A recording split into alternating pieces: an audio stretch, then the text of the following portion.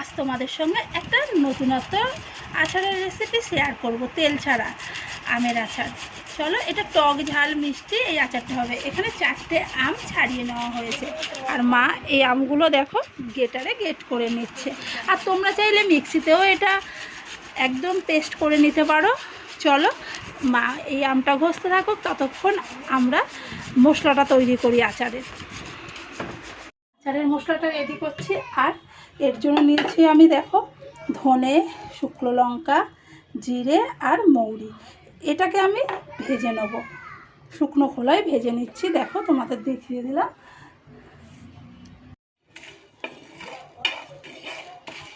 শুকনো খোলায় ভেজে নেওয়ার পর হালকা করে মা কিন্তু এটা শিলে বেটে দিচ্ছে। শিলে বাটা দিলে ভালো লাগে, মা সমস্ত আম ঘষে দিয়েছে। আর এখানে আমি 1 বাটি গুড় রেখেছি। চলো, তোমাদেরকে তো আগেই বলেছি এটা তেল ছাড়া আচার হবে, তাই কড়া বসিয়েছি। কড়াটা একটু গরম হতেই আমি আমগুলো এর মধ্যে দিয়ে দিলাম। আমগুলো দিয়ে আমি এটাকে নাড়াচাড়া করব একটু। আর এতে আমি সামান্য, একদম সামান্য লবণ দেবো, তার কারণ এর মধ্যে আমি বিট লবণ দেবো অতিরিক্ত টেস্টের জন্য, তাই সামান্য লবণ দিলাম এর মধ্যে। তা একটু শুকিয়ে যেতে আমি এই যে 1 বাটি গুড় রেখেছিলাম এটা এর মধ্যে ঢেলে দিলাম। দেখো, এবার গুড়টা যতক্ষণ না এর সাথে মিশে যাচ্ছে আমি ততক্ষণ এটা রান্না করে নেব। আর দেখো কি সুন্দর গুড়টা দেওয়াতে কালারটা কি সুন্দর চলে এসেছে।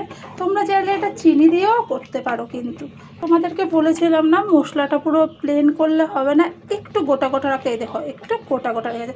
আমি এখন অল্প একটু দেবো মশলা, আবার নামানোর আগে দেবো। চলো, এটুকু মশলা দিয়ে আমি এটাকে নাড়াচাড়া করে দিই আচারটাকে। আর মশলাটা দেওয়ার পরে দেখবে পুরো পাল্টে যাবে। দেখো সব জল টেনে গেছে। আমি এখন পুরো গুঁড়ো মশলাটা এর মধ্যে দিয়ে দেব। এরপর এটা নেড়ে চেড়ে এর মধ্যে একটু বিট লবণ দেব। এর মধ্যে আমি বিট লবণ দিয়ে দিলাম। আরও 2 মিনিটের জন্য আমি এটা নাড়াচাড়া করব। আর দেখো গোটা গোটা মশলা দেওয়াতে আচারটা দেখো কেমন পুরো হয়ে গেল তেল ছাড়া টেস্টি টেস্টি টক ঝাল মিষ্টি আমের আচার। আর দেরি কেন, রেসিপিটা তোমরা তো নিশ্চয়ই দেখেছো। তোমরাও বাড়িতে তৈরি করে ফেলো এইভাবে আমের আচার, দেখবে দারুণ লাগবে খেতে। এই ভিডিওটা এই পর্যন্ত। আবার কোনো নতুন রেসিপি নিয়ে তোমাদের সঙ্গে শেয়ার করতে খুব তাড়াতাড়ি চলে আসবো। ততক্ষণ বাই বাই।